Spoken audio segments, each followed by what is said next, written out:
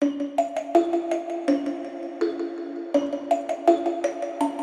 à tous, j'espère que vous allez bien. On se retrouve aujourd'hui pour une nouvelle vidéo. Alors je suis en mode tranquille, puisque ça va être une vidéo, une story time. Voilà, en gros, je pense qu'on va l'appeler comme ça. Enfin, je sais pas quel titre je vais lui donner, mais en fait, je vous dois une petite explication sur le fait qu'il n'y ait pas eu de retour de course depuis 15 jours maintenant. Mais vous allez comprendre pourquoi j'ai besoin de prendre un petit peu de temps pour moi, tout simplement. Alors, pour vous resituer le contexte, nous sommes partis en vacances à Village Nature, comme vous le savez, Putain, je sais plus. On est parti le dimanche 6, on est revenu le samedi 12 octobre, donc c'est tout récent. À l'heure où je tourne cette vidéo, nous sommes le 17, le 16... Le 17, pardon. Nous sommes le jeudi 17 octobre, donc c'est vraiment tout récent ce qui s'est passé, c'est tout frais. Donc c'est pour ça que je vous fais la vidéo maintenant, je sais pas quand est-ce qu'elle sortira. Je vais essayer de vous la sortir rapidement, mais c'est vraiment tout frais, pardon. Donc du coup, c'est pour ça que je risque d'être un petit peu, comment dire, émotionnée, voilà. Donc nous sommes partis en vacances. Les vacances se sont super bien passées. Bon, on a eu un temps pourri, mais ça c'est autre chose. En même temps, on est en automne, donc il fallait pas s'attendre à avoir 30 degrés. Et arrive vendredi, donc la veille de partir. Et en plus, pour vous resituer, j'ai eu un super gros rhume pendant les vacances, donc c'était génial. J'arrêtais pas de tousser, de me moucher, enfin bref, vraiment le gros rhume pendant quelques jours. Mal à la gorge, enfin bref, c'était charmant. Et du coup, le vendredi, ça allait mieux. Et je voulais en profiter pour aller à la piscine, puisque la veille, on n'y avait pas été, il y avait beaucoup de vent, je voulais pas attraper froid, enfin bref. Et donc, du coup, je vais pour me préparer, pour aller mettre le maillot de bain. Et puis, moi, avant de mettre mon maillot de bain, il faut forcément que j'aille faire un petit tour au pipi. Voilà. Je sais pas vous, mais moi, à chaque fois avant de mettre mon maillot de bain, il faut que j'aille faire mon pipi. Donc, je vais faire mon pipi. Et là, en m'essuyant, et ben, je remarque que je saigne. Alors je vérifie d'où viennent les saignements, si c'est des saignements dans les urines ou si ça vient d'ailleurs, en l'occurrence de mon utérus. Il se trouve que ça venait de mon utérus, voilà, tout simplement. Donc du coup ça m'a un petit peu paniquée parce que en fait, pour vous expliquer, j'étais à J14 de mon cycle. Et ben on n'est pas censé saigner à J14 du cycle, et c'était pas juste des petites traces roses comme on peut dire quand il y a l'ovulation ou quand il y a une nidation, peu importe, vous voyez, c'était vraiment les saignements des débuts de règles en fait. Pas important, mais la couleur, vous voyez, c'était vraiment rouge. Désolée pour les détails, mais il faut vraiment que je vous explique tout dans l'ensemble pour que vous compreniez bien ce qui s'est passé. Et donc du coup, moi ça m'inquiétait un petit peu parce que c'était pas normal. Parce que voilà, c'était un nouveau cycle qui commençait. Donc ça c'est la situation qu'il y a eu le vendredi 11 octobre. Maintenant je vais vous expliquer avant. Donc si vous avez suivi, enfin je sais pas si j'en ai parlé sur YouTube, je suis pas sûre, mais au mois de septembre on a fait l'IAC2, enfin du moins on a fait les stimulations pour l'IAC2, qui a été annulé par le centre de PMA pour la simple et bonne raison, c'est que j'avais trop de follicules matures pour eux. Donc ils ne voulaient pas prendre le risque de faire l'injection, enfin de faire l'insémination, sachant qu'il y avait possibilité de grossesse multiple. Ça fait 6 ans qu'on attend pour avoir un enfant, ça fait 6 ans qu'on galère, ça fait, maintenant ça fait 1 an que nous sommes en PMA, ça fait 2 ans qu'on est en stimulation, etc. J'avais pas encore envie d'attendre, donc j'ai pris le risque de moi-même, j'ai fait le choix, en accord avec le chat, de déclencher malgré tout l'ovulation, parce que ça pouvait très bien ne pas marcher, comme ça pouvait fonctionner. En plus, ma gynéco m'avait dit que mes follicules, enfin les ovocytes qu'il y avait dans mes follicules n'étaient pas de très bonne qualité au vu du taux qu'il y avait et du nombre de follicules, donc ils n'étaient déjà pas tous matures. S'il y en avait un, c'était le grand max. Donc du coup, on prenait pas grand risque à le faire.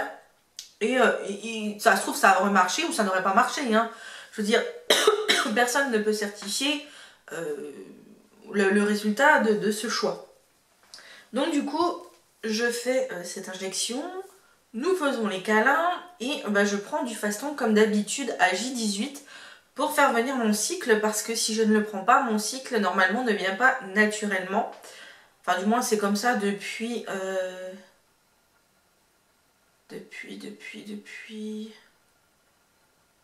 Depuis 2 ans et demi, 3 ans que je suis sous Diffaston pour que mes règles viennent. Donc du coup, je prends comme d'habitude mon Diffaston à J18 pendant 10 jours, donc tout se passe bien.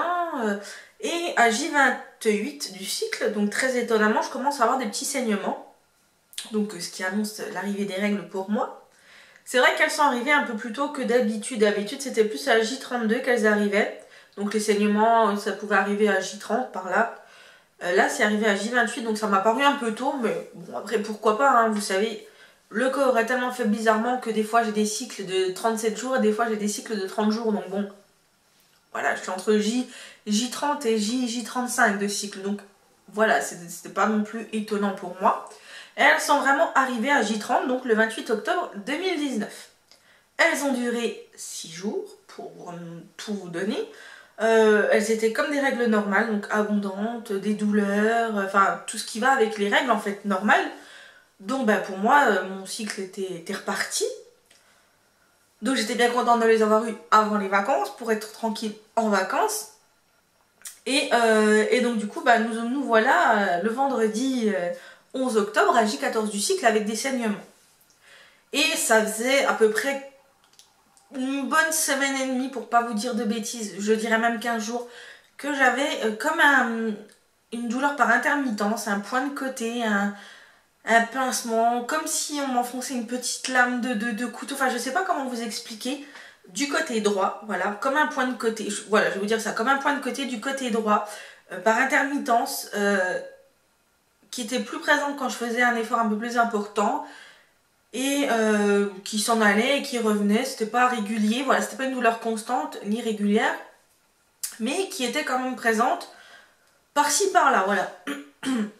Donc du coup, le vendredi, on n'est pas allé à la piscine par le fait, puisque moi j'ai horreur de porter des tampons, c'est un truc qui me... J'aime pas du tout, j'ai horreur de ça.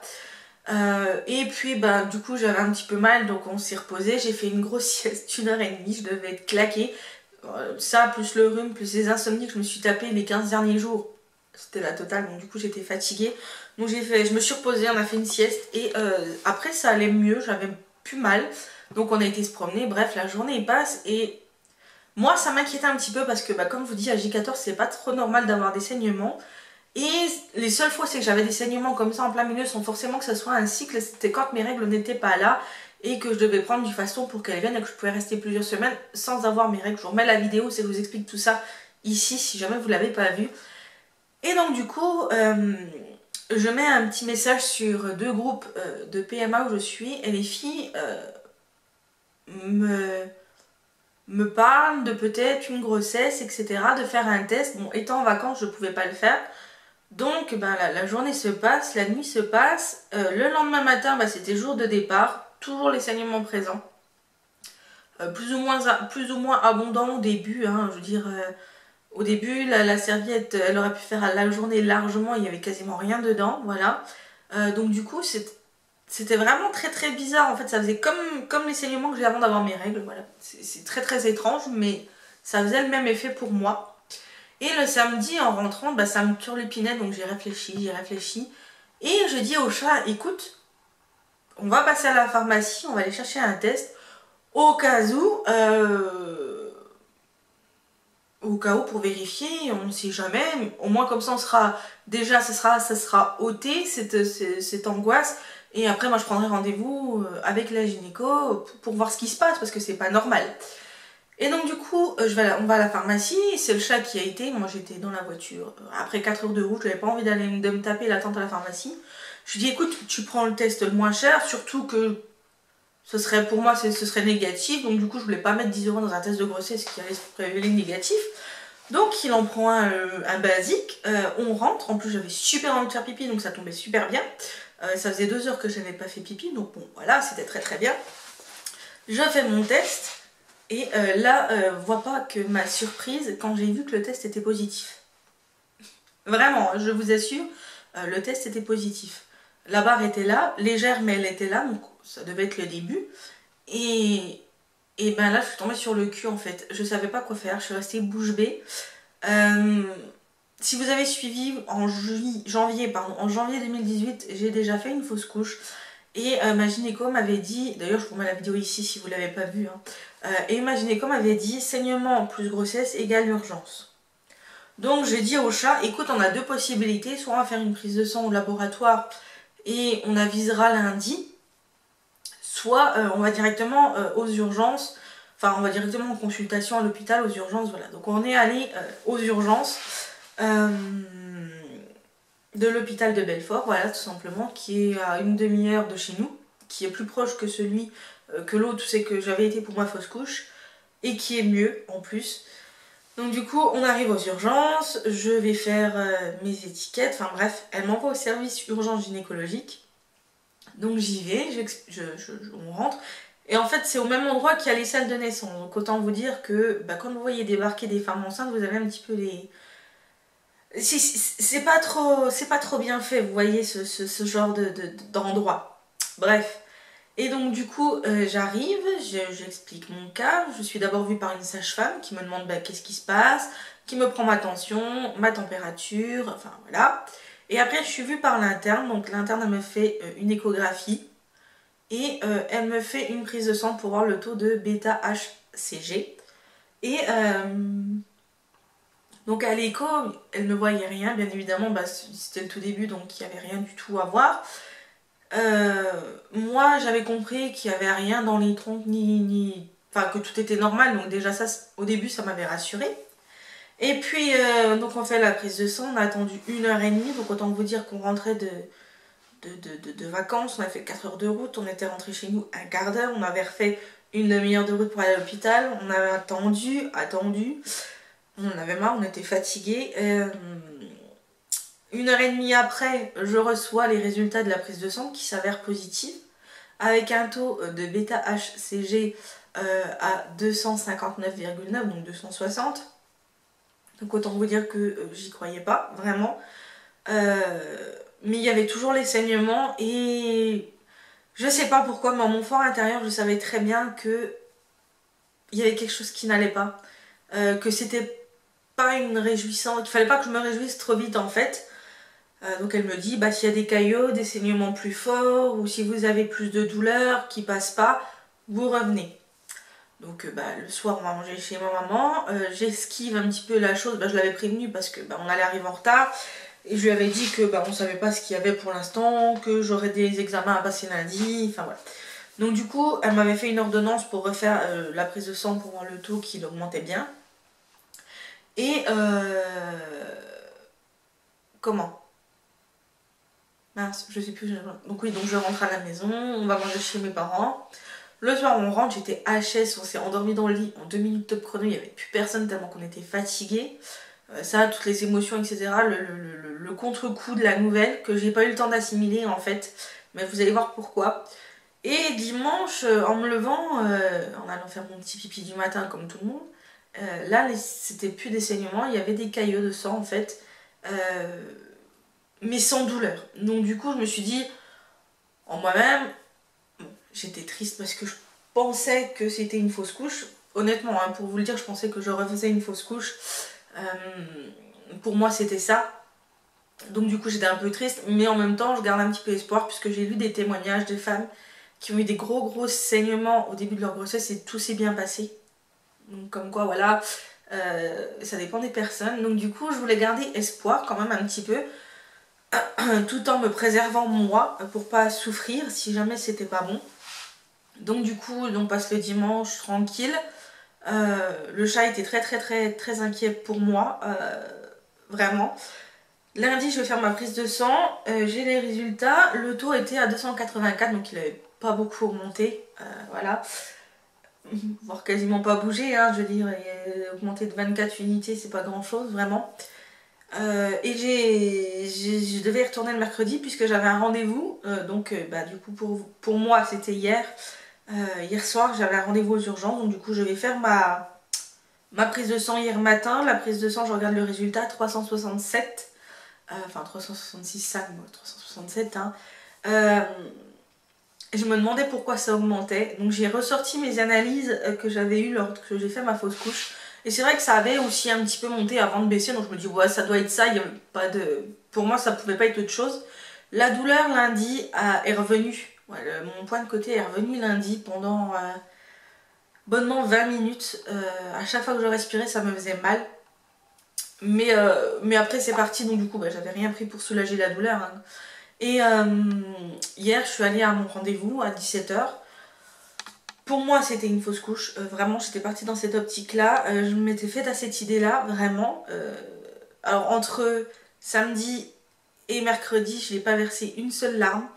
Je n'ai pas eu le temps d'assimiler le fait que bah, je sois enceinte, le fait que bah, c'était pas très très bon, le fait que c'était potentiellement une fausse couche. En fait, tout ça est venu d'un seul coup, donc j'ai pas eu le temps de digérer les choses, donc j'ai pas eu le temps, émotionnellement parlant, de poser tout ça, en fait, de mettre des mots sur tout ça, de vraiment prendre le temps d'y penser et de laisser parler mes émotions, tout simplement, même si elles ont parlé d'elles-mêmes, je vous expliquerai après.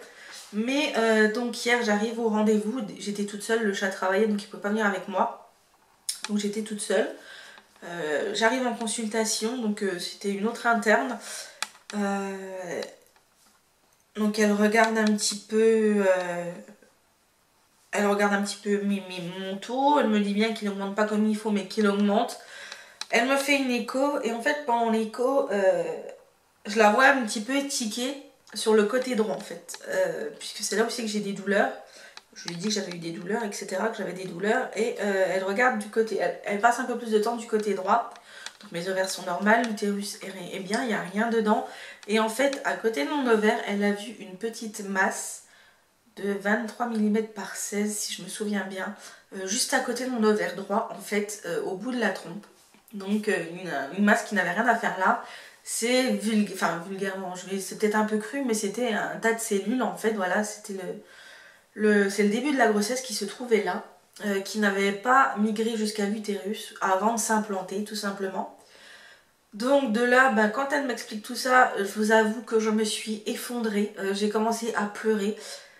Les larmes, en fait, même en arrivant au bureau, les larmes commençaient à couler tout seul, même avant qu'elle me fasse quoi, n'importe quel examen ou qu'elle me parle, les larmes commençaient à couler. Je pense que c'est la pression qui descendait d'un coup, en fait. Et donc du coup, bah, je me suis mise à pleurer tout simplement parce que bah, le trop plein d'émotions, tout s'est enchaîné vraiment très très vite. Et le fait que ça soit ce genre de nouvelles, je m'attendais pas à ça du tout en fait. Je m'attendais pas du tout à ce que ça soit. Donc du coup, c'est une grossesse extra-utérine. Et je m'attendais pas du tout à ça. Vraiment, vraiment pas. Pour moi, c'était une fausse couche, hein. Enfin, moi, je le voyais comme ça. Et c'est vrai que les saignements, c'était pas vraiment comme la dernière fois. C'était vraiment, ça ressemblait à des règles, vraiment. Pas douloureux, dans la durée. Enfin, dans la quantité, ça ressemblait vraiment à des règles, hein. Il y avait pas, c'était pas comme l'autre fois, c'est que j'avais vraiment beaucoup saigné ou c'est que j'avais eu très très mal. Là, non, pas du tout. Alors du coup, donc elle m'explique ça après l'échographie, donc j'étais toute seule dans le bureau, elle m'explique ça. Donc moi, je suis restée bouche bée, hein. Je lui ai demandé si c'était bien sûr que c'était ça. Elle est partie demander à sa supérieure, enfin au médecin de garde qui était là, qui a confirmé que pour elle c'était également une grossesse extra-utérine. Donc de là elle m'explique comment ça se passe. Donc vu que c'était pas une situation gravissime, on n'en était vraiment pas là du tout.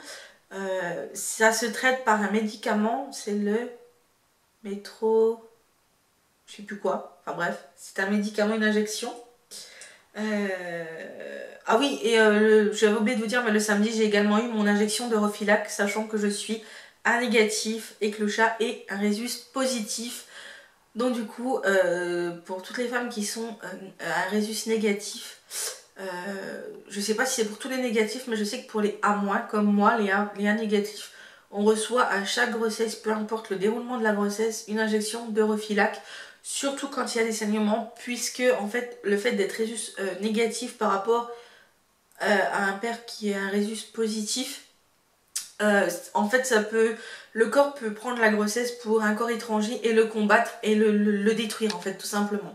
Donc c'est pour éviter ce genre de choses qu'on fait l'injection de Refilac. Donc je l'ai eu le samedi. Donc pour en revenir à hier, donc mercredi, donc elle m'explique tout ça. Elle m'explique qu'il va y avoir une injection pour stopper l'évolution de la grossesse, puisque de toute façon c'est pas une grossesse qui est viable là où elle est implantée, que ça peut entraîner de graves conséquences, c'est-à-dire une trompe qui explose entre guillemets, voilà, c'est une trompe qui se déchire, une trompe qu'il faudra enlever, qui peut être une opération avec une hémorragie en conséquence pour moi, enfin ça aurait pu être vraiment beaucoup plus grave. Ça a été vraiment pris à temps, donc là c'était vraiment le tout début. Bon, ça faisait déjà une belle masse, hein. C'est pour ça d'ailleurs que j'avais des douleurs du côté droit et que localisées du côté droit. Donc du coup, elle me dit on va faire l'injection, mais avant, vu que c'est un médicament assez puissant, assez fort pour le corps, il a fallu que je fasse une prise de sang pour voir si mes reins étaient bien, mon foie était bien, mes plaquettes étaient bien, enfin si j'avais pas de soucis qui contre-indiquaient cette injection. Donc j'ai attendu 1 heure, le chat m'a rejoint entre temps. C'est mon beau-père qui m'a emmené, donc lui est rentré. Le chat m'a rejoint, on a attendu et on a posé toutes les questions qu'on avait à poser, hein. C'est-à-dire si ça pouvait être un kyste vu que j'ai les ovaires polykystiques, si... donc non, c'était pas un kyste puisque c'était à côté de l'ovaire et pas sur l'ovaire. Quand est-ce qu'on pourrait reprendre les essais? Donc pour elle, il faut attendre 3 mois avant de reprendre les essais après une grossesse extra-utérine. Le temps que tout se remette, etc. Bon, ça tombe bien, on a rendez-vous du coup le 10 décembre à la PMA pour refaire le point sur tout ça. On lui a demandé d'où ça pouvait venir, les facteurs de risque, etc., etc. Donc il faut savoir que quand on est en PMA, c'est un facteur de risque pour les grossesses extra-utérines, puisque en fait c'est artificiel, donc il se peut que le corps ait du mal à acheminer la grossesse là où elle doit être. Elle nous a expliqué qu'en fait une grossesse utérine, enfin extra-utérine, qu'est-ce que c'était? C'est en fait l'œuf qui s'implante dans les trompes. En fait, les trompes, elles ont pour but, il y a des petits cils dessus qui ont pour but de se contracter pour faire avancer l'œuf une fois que la fécondation a eu lieu. Et ben là, ça n'a pas été assez rapide, ça s'est pas fait correctement, et l'œuf s'est implanté là où c'est qu'il était, donc dans la trompe. Donc bah, j'ai eu l'injection fait super mal, j'ai eu très mal. Au moment c'est qu'elle me l'a fait, donc elle me dit c'est comme un vaccin, mais je pense que les vaccins font pas aussi mal que ça, ou sinon je me rappelle plus. Mais j'ai eu vraiment très mal, donc j'avais le choix soit dans le bras, soit dans la fesse, hein. J'ai préféré le bras. J'avais envie de pouvoir encore m'asseoir sur mon popotin. Donc elle m'a fait l'injection. Et voilà, et après on est rentré hier soir, on est rentré super tard. J'avais rendez-vous à 5h.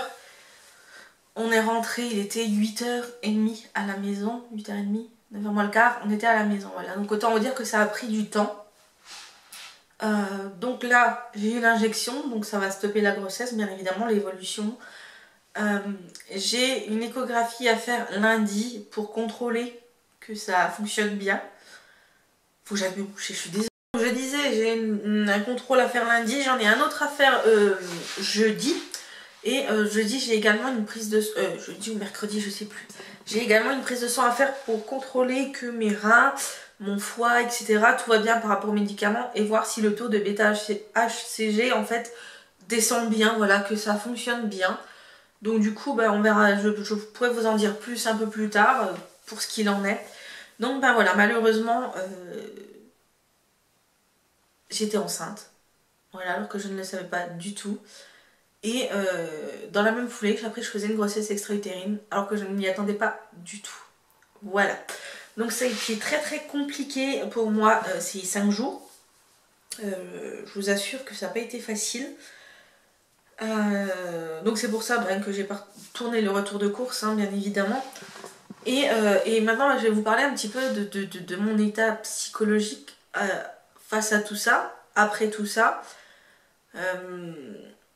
Alors, quand j'ai appris, honnêtement, quand j'ai fait le test, je pensais pas du tout, mais alors pas du tout, j'étais à milieu de m'imaginer qu'il serait positif. Parce que j'avais eu mes règles en fait, et même si c'était sous du faston, je veux dire, ça m'était jamais arrivé d'être enceinte, d'avoir pris, enfin, de prendre du faston, que mes règles viennent, mais que je sois quand même enceinte. Vous voyez, pour moi, elles venaient, donc c'était bon, enfin je veux dire voilà, il n'y avait pas de grossesse, donc on continuait le cycle normal, etc. Et c'est là que je me dis, heureusement que j'ai pas fait la stimulation, enfin l'insémination ce mois-ci, parce qu'au final, qu'est-ce que ça aurait fait? Donc maintenant, je me dis, est-ce qu'à chaque fois, il va falloir que je fasse un test? Même si j'ai mes règles, que je fasse un test, est-ce que je vous assure que maintenant, je vais être un petit peu refroidie face à tout ça parce que je m'y attendais pas du tout, en fait. Pour moi, une femme qui a ses règles, elle peut pas être enceinte, même si je sais que ça arrive, mais moi, ça m'était jamais arrivé, en fait. Donc je me dis, oui, voilà, maintenant, il va falloir que je vérifie à chaque fois. Il va falloir, est-ce qu'il va falloir que je vérifie à chaque fois? Comment ça va se passer? Enfin, donc c'est pour ça aussi... J'ai un poil... Il veut... pénible. C'est pour ça aussi qu'il va falloir que je parle avec la gynéco de tout ça, parce que j'ai énormément de questions auxquelles pour l'instant je n'ai pas de réponse, puisque bah, ça vient d'arriver, on est dans le feu de l'action, entre guillemets, si on peut dire. Euh, donc il y a eu déjà ces premières choses-là, la stupéfaction, que ça soit positif, et bien positif, hein, parce que bon, je me dis, parce que dans la voiture, en allant aux urgences, le samedi, je dis au chat, je dis, tu sais, ça peut être un faux positif aussi, le test, hein, il faut pas s'emballer, enfin, franchement, je pensais vraiment pas que ça pouvait être ça réellement, hein. Et quand j'ai vu la prise de sang positive, je dis ben oui, ok. Donc autant vous dire que je suis pendant tout le temps du trajet retour jusqu'à la maison, je suis restée bouche bée.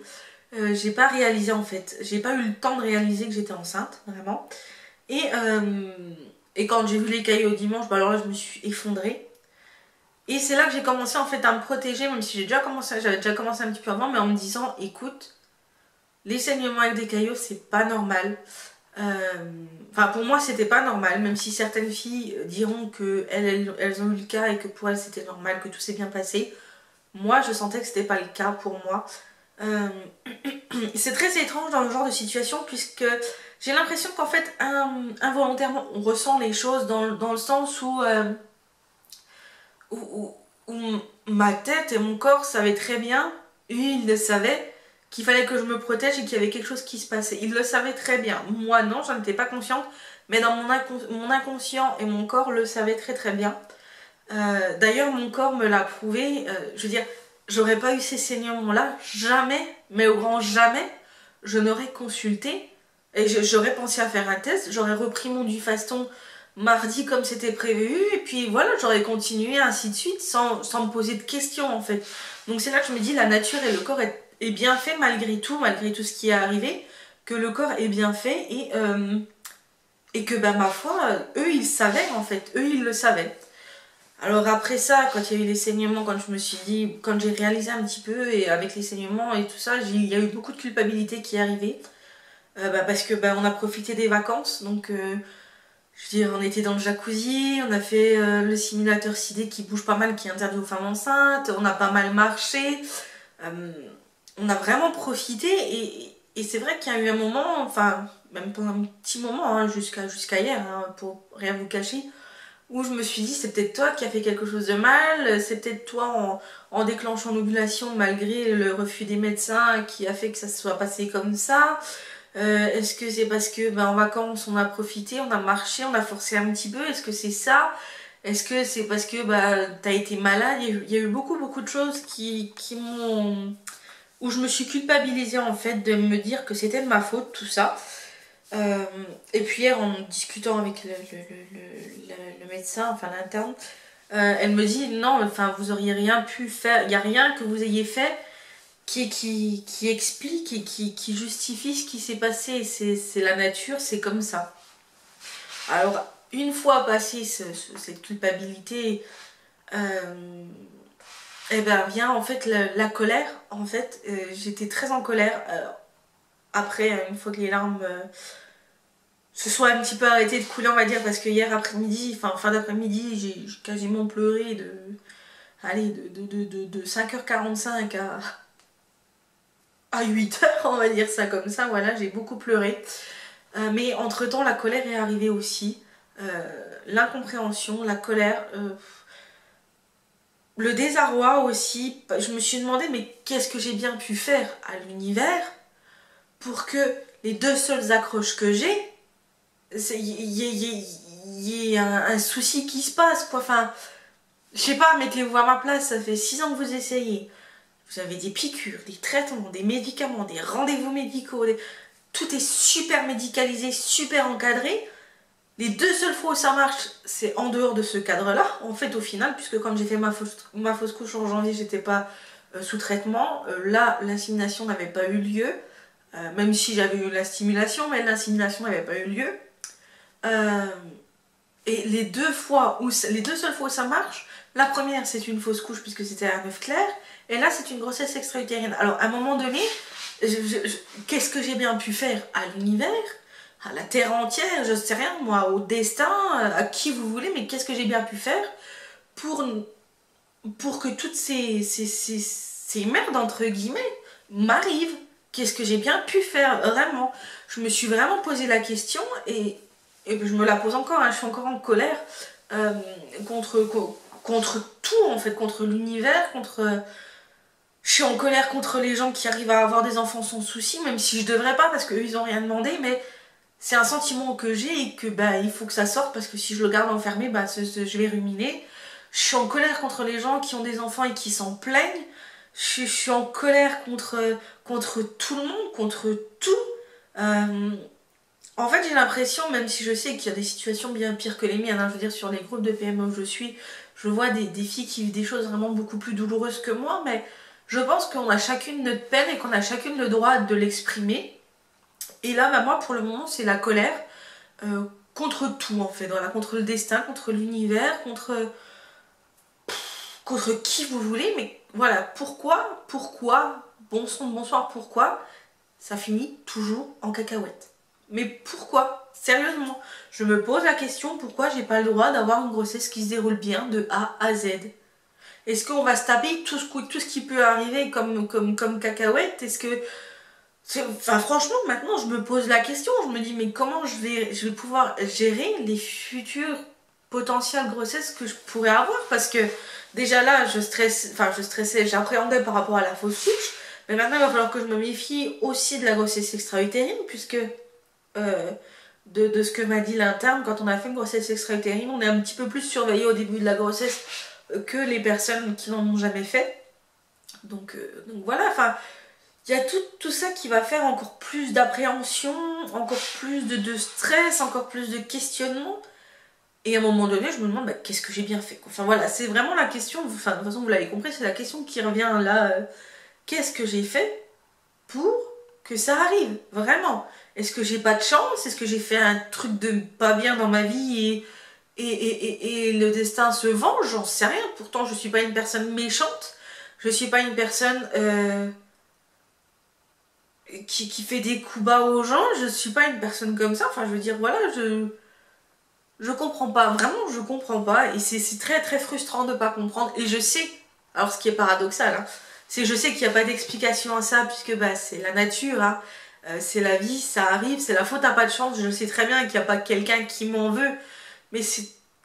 Enfin, je sais pas, c'est compliqué. Enfin, on peut pas ne pas se dire, mais qu'est-ce que j'ai fait pour qu'il m'arrive tout ça? Enfin, c'est obligé qu'on se pose la question, même si je sais que c'est la nature et qu'il n'y a pas qu'il n'y a rien qui fait que, bah voilà, c'est la vie, tout simplement. Tout comme la fausse couche, si c'est arrivé, c'est que bah, l'embryon n'était pas viable, donc pour la fausse couche, je me suis dit après, la nature a été bien faite et a fait son rôle, et heureusement, parce que peut-être qu'à l'heure d'aujourd'hui, eh ben, on aurait peut-être dû vivre un deuil périnatal, on aurait peut-être eu un enfant lourdement handicapé.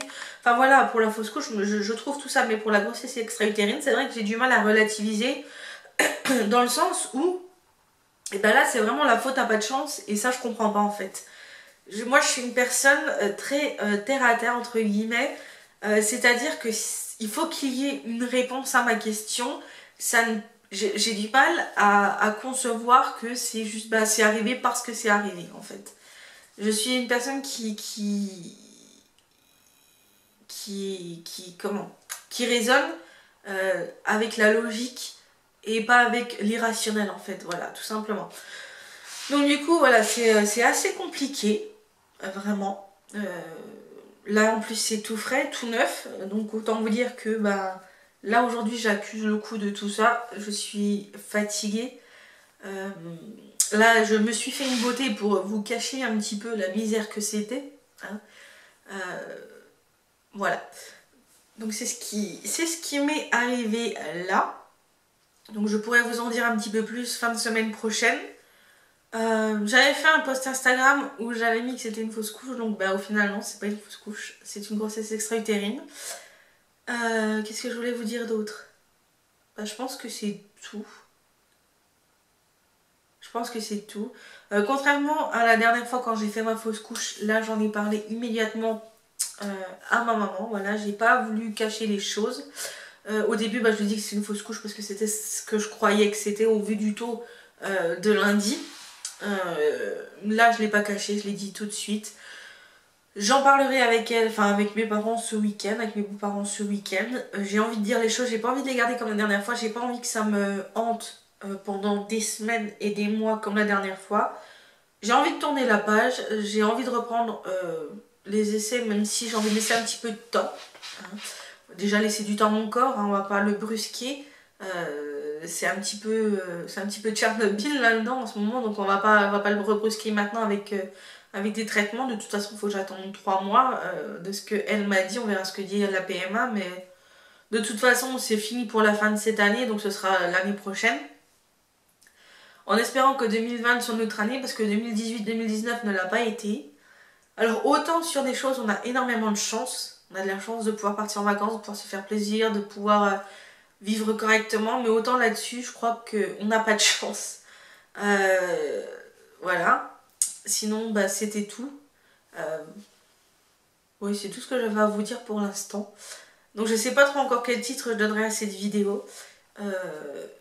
Mais en tout cas, sachez que je vais bien. Nous allons bien.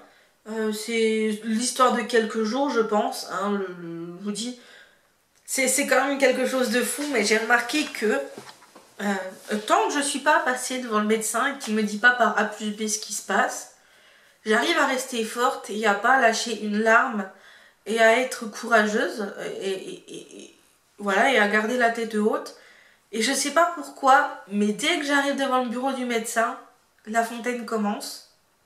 Ça va durer le temps du rendez-vous, l'instant T en fait, et après c'est fini. Donc voilà, c'est fini. Là, vous voyez, je vous en parle, c'est arrivé hier. Et ben j'ai pas versé une seule larme. C'est fini, c'est voilà. Alors peut-être que dans quelques jours je reverserai des larmes, peut-être, je ne sais pas. Mais c'est très étrange quand même qu'une fois arrivé devant le médecin, c'est...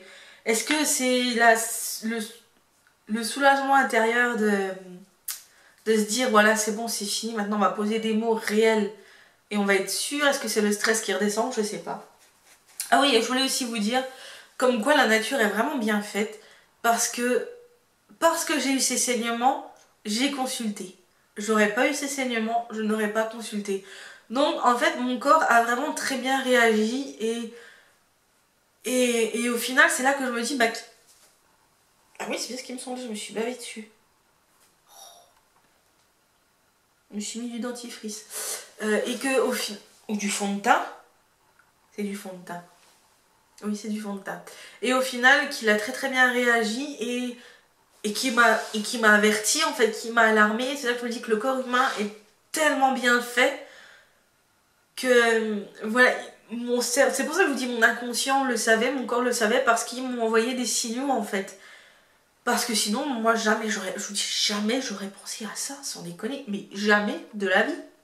Vraiment, j'étais très très loin de m'en douter. Ouais, c'est vraiment... Enfin, c'était compliqué. Mais mon corps a très bien fait son boulot et je le remercie vraiment, vraiment, vraiment. Parce que ça se trouve, bah, il m'a sauvé la vie, quoi. Parce que on sait les conséquences d'une grossesse extra-utérine. Si c'est pas pris à temps, ben, l'œuf continue à grossir, à grossir, à grossir. Les trompes ne sont pas élastiques, ne sont pas faits pour accueillir un embryon ni un bébé. On le sait très bien. Et ça aurait pu créer la déchirure de la trompe avec une hémorragie et peut-être, ben, je veux dire, voilà, c'était opération en urgence, ma vie aurait pu être en jeu en fait. Et ça, je m'en rends compte une fois qu'elle m'a expliqué ce que c'était vraiment la grossesse extra-utérine. Je me suis rendu compte que mon corps il m'a sauvé la vie entre guillemets, parce que là c'était au tout début, donc c'est pas très grave pour l'instant, mais si on avait laissé les choses évoluer sans s'en rendre compte, mais qu'est-ce que ça aurait pu être en fait, c'est ça. Et c'est là que j'ai envie de dire, enfin, que je vous dis, le corps est vraiment bien fait, et faites confiance à votre corps, et faites confiance à votre instinct. Moi j'ai fait confiance au mien en me disant c'est pas normal. D'habitude j'aurais laissé traîner, traîner, traîner. Là je me suis dit c'est vraiment pas normal, faut consulter, faut faire quelque chose. Et j'ai bien fait de m'écouter en fait. Voilà, donc faites confiance à votre corps et à votre instinct, vraiment, vraiment, vraiment. N'écoutez pas forcément tout ce qu'on vous dit, mais faites-vous confiance à vous à 100% et vous verrez que ça vous sauvera la vie, quoi, tout simplement. Parce que peut-être que si j'avais attendu, eh ben peut-être qu'un jour j'aurais pu être là pour vous parler, peut-être, on ne sait pas. Donc voilà. Sur sur cette vidéo qui n'était pas très joyeuse, mais qui était nécessaire, déjà de une pour moi, de deux pour vous expliquer pourquoi il n'y a pas eu de retour de course ces derniers jours. Hein, vous comprendrez que bah, entre les vacances et ce qui nous est arrivé en rentrant de vacances, j'ai pas trop pris ni eu envie de tourner une vidéo retour de course. Même si j'ai pris le temps de tourner une vidéo, la vidéo de mes retours, mes achats, mes hauls, j'avais encore pas eu le résultat de la prise de sang, donc pour moi c'était bon, j'étais encore dans un bon move entre guillemets. Mais voilà, après voilà, j'ai dit stop, on va se reconcentrer un petit peu sur nous. Donc ben voilà, je vous en dirai plus la semaine prochaine sur Instagram, je pense. N'hésitez pas à me suivre sur mon Instagram, il est en barre d'infos. Et puis ben, de toute façon, je vous ferai un récapitulatif, c'était dur à dire, du rendez-vous du 10 décembre, voilà, tout simplement, de ce qu'elle va me dire. On verra bien ce qui va en suivre. Là, je vais envoyer un mail à ma gynéco, qui d'ailleurs au passage a été formidable avec moi. Je lui ai envoyé un petit mail pour lui expliquer la situation et elle m'a rappelé le lendemain pour prendre des nouvelles, pour m'expliquer un petit peu ce qu'il en était, etc. etc. Avec ce qu'elle avait et ce que je lui avais donné. Donc pour elle aussi, aller à la base là sur ce que je lui ai dit, c'était une fausse couche, donc elle m'a quand même conseillé, etc. Donc franchement, je suis tombée, enfin j'ai trouvé une gynéco qui était juste formidable. J'ai trouvé un hôpital où le personnel soignant, du moins à l'étage gynécologique, et différents membres de ma famille ont eu affaire aussi à d'autres services de cet hôpital qui sont juste super. Ils sont souriants, ils sont accueillants, ils sont doux. Euh, Hier, quand elle m'a fait la prise de sang avant de faire l'injection, je veux dire, j'étais avec une sage-femme et avec l'interne, et c'est vrai que j'ai pu discuter, j'ai pu vider mon sac, j'ai pu dire ce que je ressentais, j'ai pu dire ce que je pensais, j'ai pu vraiment expliquer, et elles ont été très très douces avec moi, très gentilles, très accueillantes, et tout dans l'écoute et dans l'empathie. Et même si, parce que je leur ai dit, je sais très bien que enfin, ce que je vis, c'est pas il y a pire. Elles m'ont dit, mais non, c'est pas il y a pire, c'est chaque personne a le droit d'exprimer sa douleur. Et là, vous êtes au bon endroit pour le faire, alors faites-le, vous y avez le droit.